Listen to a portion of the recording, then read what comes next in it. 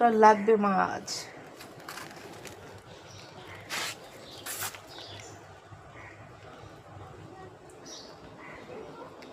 মাশাআল্লাহ, এত সুন্দর মাছ। এগুলো আমার ভাগনা আর কি পুষে আর কি। বড় মাছ থেকে এগুলি বাচ্চা তুলছে, তো সেই বাচ্চাগুলি সবগুলি আর কি এদিকে ছাড়া হয়েছে। এগুলি সব বাচ্চা। এখানেও আছে মাছ, এখনো আর কি নিচে নিচে যায় রয়েছে।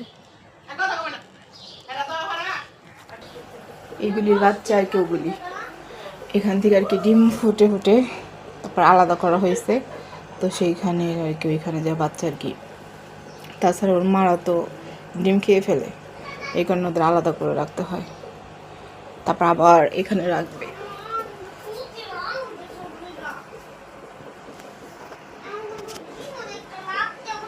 দেখেছেন কি সুন্দর।